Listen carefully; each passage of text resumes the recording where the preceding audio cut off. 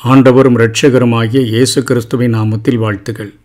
நாளிலே வெளிப்படுத்தின விசேஷம் 2வது அதிகாரம் 7ஆம் வசனத்தை மாத்திரம் நாம் தியானிக்கலாம்.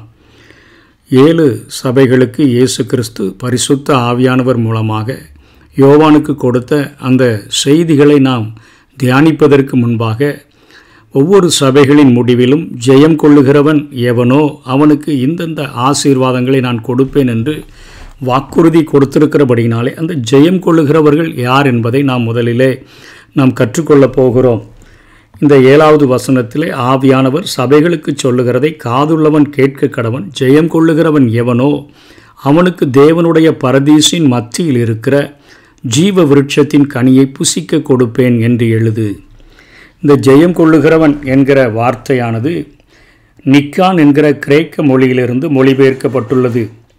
கிறிஸ்துவின் மேலுள்ள விசுவாசத்தினால் நாம் கிருபை பெற்று மறுபரப்படைந்து அந்த வெற்றியில் நிலைத்திருந்தோம் என்று சொன்னால், அதாவது உலகம் மீண்டும் நம்மை ஜெயித்து விடாதபடி, பாவம் மீண்டும் நம்மை ஜெயித்து விடாதபடி, பிசாசு மீண்டும் நம்மை ஜெயித்து விடாதபடி, பாவத்திலிருந்து, உலகத்திலிருந்து, பிசாசின் கிரியைகளிலிருந்து நாம் விடுபட்டு ஒவ்வொரு நாளும் ஜெயிக்கிறவர்களாக இருக்கிறவர்களை பார்த்து தான் வேதம் ஜெயம் கொள்ளுகிறவன் என்று அழைக்கிறது. நம்முடைய வாழ்க்கையில் அநேக எதிர்ப்புகள் வரலாம், அநேகர் முரட்டாட்டமான காரியங்கள் செய்யலாம். ஆனாலும் நம்ம உலகத்தோடு ஒத்து வாழாமல் தெய்வ பயமற்ற நிலையில் இருக்கிற மனிதர்களுக்கு எதிர்த்து நிற்கிறவர்களாக நம்ம வாழ வேண்டும் என்று வேதம் நமக்கு ஆலோசனை கொடுக்கிறது. சபைகளுக்கு ஆவியானவர் சொல்லுகிற ஒவ்வொரு காரியங்களுக்கும் நாம் கீழ்ப்படிந்து கடைசி மட்டும் கிறிஸ்துவுக்கு உண்மையாய் வாழ்கிற ஒரு வாழ்க்கை, அதை தான் வசனம் 26 முடிவு பரியந்தம் என்று சொல்லுகிறதை பார்க்கிறோம். தேவனுடைய பரிசுத்த வார்த்தைகளில் சொல்லப்பட்ட அந்த தகுதி உள்ள ஒரு பரிசுத்த வாழ்க்கையை நம்ம வாழக்கூடியவர்களாக நாம் இருக்க வேண்டும். தேவனுடைய சபைகளிலே உள்ள ஜெயம் கொள்ளுகிறவர்கள் மட்டுமே ஜீவ விருட்சத்தின் கனியை அவர்கள் சாப்பிட முடியும் என்று இங்கே தேவன் வாக்கு கொடுக்கிறார்.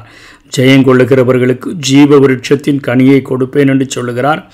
2வது மரணத்தில் அவர்கள் சேதப்படாமல் இருப்பார்கள் என்று சொல்லுகிறார். அதாவது நரகத்துக்கு அவர்கள் செல்ல போவதில்லை என்கிறதை சொல்லுகிறார். அவன் மறைவான மன்னாவை பெறுவதுடன் புதிய நாமத்தை பரலோகத்தில் அவன் அடைவான் என்று வசனம் 17 இங்கே யோவான் எழுதுகிறார். ஜாதிகளின் மேல் அதிகாரம் பெறுவதுடன் வசனம் 26 ஜீவ புஸ்தகத்திலிருந்து பெயர் நீக்கப்படாதவனாய் பிதாவின் முன்பும் தூதர்கள் முன்பும் கிறிஸ்துவால் கனம் பண்ணப்படுவான்.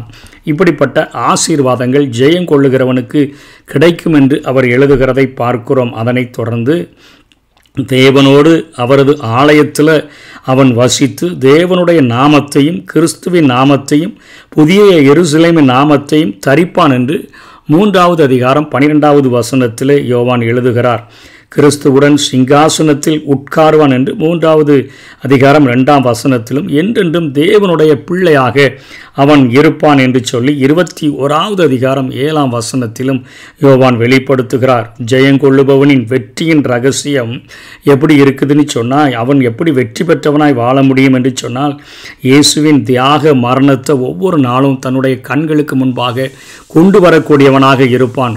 என் அருள்நாதா இயேசுவே, உம்முடைய சிலுவை காட்சியை நோக்குகையில் பூலோக அந்த ஈர்ப்புகள் எல்லாம் எனக்கு ஒன்றும் இல்லைன்னு சொல்லக்கூடியவனா, இயேசுவை குறித்து அவனது சாட்சி, இயேசுவை குறித்து அவன் சாட்சி சொல்லுகிறவனாக மரண பரியந்தமும் கிறிஸ்துவினுடைய அன்பில் நிலைத்திருப்பவனாக இருக்கிறவன்தான் அவன்தான் ஜெயம் கொள்ளுவான். அவனுடைய வெற்றிக்கு ரகசியம் இதுதான். அதனால தான் பவுலப்போஸ்தலன் சொல்லும் பொழுது அழகாக சொல்லுகிறார், இந்த உலகத்தில் உபத்திரவங்கள், வியாகுலங்கள், பாடுகள் ஒன்றுமே கிறிஸ்துவினுடைய அன்பை விட்டு என்னை பிரிக்க மாட்டாதென்று நான் நிச்சயித்திருக்கிறேன் என்றே சொல்லுகிறதை நாம் பார்க்கிறோம். ஆகவே நம்முடைய உலகத்தில் ஜெயம் கொள்ளுகிறவர்களுக்கு, ஜெயம் பெற்றவர்களாய் வாழ்கிறதற்கு இயேசு கிறிஸ்துவினுடைய நமக்காக அவர் தியாகமாக மரித்த மரணத்தை ஒவ்வொரு நாளும் நம்முடைய கண்களுக்கு முன்பாக கொண்டு வருகிறவர்களாக, இந்த தியாகத்துக்கு ஈடாக என் வாழ்க்கையில் நான் ஒன்றுமே செய்ய முடியாத ஆண்டவரை உமக்கு கீழ்ப்படிந்து வாழ்கிறத தவிர நீங்கள் ஒன்றே என்கிட்ட எதிர்பார்க்கலையேன்னு சொல்லி நம்மை அர்ப்பணித்து வாழ்கிறவர்களாக, அவரை குறித்து சாட்சி கொடுக்கிறவர்களாக, மரண பரியந்தமும் கிறிஸ்துவனுடைய அன்பில் நிலைத்து இருக்கிறவர்களாக நாம் வாழ முடியும். அப்படிப்பட்ட வாழ்க்கை வாழ்ந்தோம் என்று சொன்னால் நிச்சயமாக நாம் ஜெயம் பெற்றவர்களாக இருப்போம். ஆண்டவருடைய வருகையின் பொழுது 2 கூட்டம் தான் இருப்பாங்க. ஒன்று ஜெயம் பெற்றவர்கள், இன்னொருவர் ஜெயம் பெறாதவர்கள். ஜெயம் பெற்றவர்கள் எல்லாரும் ஆண்டவரோடு கூட வாழும்படியாக, அவருடைய சிங்காசனத்தில் அவரோடு கூட வீற்றிருக்கும்படியாக, ஜீவ விருட்சத்தின் கனியை புசிக்கிறவர்களாக, மறைவான மன்னாவை புசிக்கிறவர்களாக, புதிய நாமத்தை பெற்றுக்கொண்டவர்களாக அவர்கள் வாழுவார்கள். ஜெயம் பெறாதவர்கள், உலகத்தினால் இழுக்கப்பட்டவர்கள், உலகத்தின் ஈர்ப்புக்கு தங்களை விட்டு கொடுத்தவர்கள், பாவத்தை தண்ணீரை போல குடித்த ஜனங்கள், அவர்கள் நிச்சயமாக நரக தண்டனையை, அந்த நித்தியமாக அழியக்கூடிய அந்த நரக தண்டனையில், அந்த அக்கினி கடலில் அவர்கள் தள்ளப்படுவார்கள். 2 காரியம்தான். ஒன்று பரலோகத்தில் அவரோடு கூட வாழ்கிற வாழ்க்கை, இல்லைனா நித்திய காலமாய் அந்த அக்கினி கடலில் தள்ளப்படுகிற ஒரு வாழ்க்கை.